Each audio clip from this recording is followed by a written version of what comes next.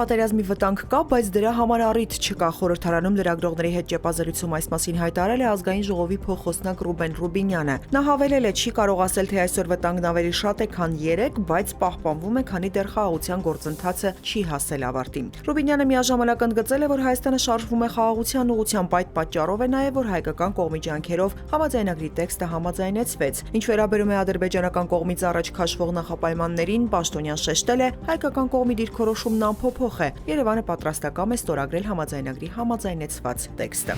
Մարտի 27-ին Հայաստանի արտգործնախարար Արարատ Միրզոյանը պաշտոնական այցով Ղազախստան կմեկնի, նախատեսված է նրա հանդիպումը Ղազախստանի իր պաշտոնակից Մուրադ Նուրտլեուի հետ։ Ծրագրված են նաև այլ բարձրաստիճան հանդիպումներ եւ քննարկումներ։ Վաղը շաբաթի քաղաքապետ Դիանա Գասպարյանը հաստատել է տեղեկությունը, որ իր զգեստրայրին պատկանող գազալցակայանում տեղի ունեցած սպանությունից հետո իրավապահները խուզարկել են իրենց բնակարանը։ Նրա խոսնակի փոխանցմամբ իրավապահները փնտրել են գազալցակայանի տեսախցիկների կրիչները, բայց ոչինչ չեն հայտնաբերել։ Գազալցակայանում 35-ամյա Արթուր Պարոնյանի սպանությունից հետո քրեական գործ է հարուցվել 1 անձ որպես մեղադրյալ է ներգրավված։ Եվրամիության ուղղությամբ շարժվելու Հայաստանի որոշումը շատ ճիշտ է, այս մասին հայտարարել է Ուկրաինայի նախագահի գրասենյակի ղեկավարի խորհրդական Միխայիլ Պոդոլյակը։ Հայաստանի համար իմ կարծիքով սա օպտիմալ տարբերակ է, դա կտրուկ կբարձրացնի կյանքի որակը եւ կկայունացնի իրավիճակը հենց Հայաստանում։ Ինձ համար ակնհայտ է, որ եվրոպական ինտեգրացիան միշտ ճիշտ ընտրությունն է, այլ հարց է, որ մենք ձեզ հետ միասին նույն դաշտում ենք, դա նախկին խորհրդային դաշտն է, որը Ռուսաստանը իրենն է համարում, հավելել է Պոդոլյակը։ Նա նաև կարծիք է հայտնել Մոսկվան առավելագույնս կավելացնի Հայաստանի նկատմամբ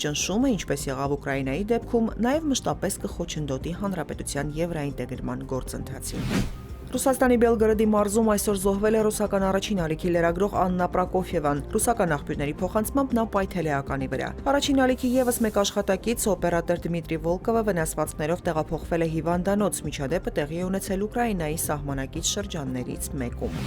Իսպանիայի վարչապետ Պեդրո Սանչեսը հայտարարել է եվրոպական բանակի ստեղծման անհրաժեշտության մասին, որը պետք է երաշխավորի տարածաշրջանում խաղաղությունը։ Ըստ նրա, աշխարհում աշխարհաքաղաքական իրադրությունը բարդացել է, այդ թվում Դոնալդ Թրամփի իշխանության վերադառնալուց հետո Միացյալ Նահանգների ուղեգծի փոփոխությունների պատճառով։ Եվրոպական համայնքի զինված ուժերը 27 երկրների մասնակցությամբ Եվրամիությունը կդարձնի իսկական միություն եւ կայուն խաղաղություն կերաշխավորի մեր տարածաշրջանում, կարծում է Պեդրո Սանչեսը։ Եթե 2023 թվականի հոկտեմբերին պատանդարված իսրայելցիները ազատ չարձակվեն, Իսրայելը կարող է դիմել հավելյալ ճնշումների, հայտարարել է երկրի վարչապետ Բենյամին Նեթանյահուն։ Ըստ նրա, այդ ճնշումները կարող են ներառել նաև Գազային տարածքների գրավում։ Չնայած հունվարին հաստատված հրադադարին, Իսրայելը վերսկսել է հարվածները Գազայի ուղղությամբ։ Պաղեստինյան Համասը հայտարարել է, որ Թել Ավիվի պահանջները կբավարարվեն, եթե Իսրայելն ամբողջությամբ դուրս բերի զորքերը Գազայից ու դադարեցնի ռազմական գործողությունները։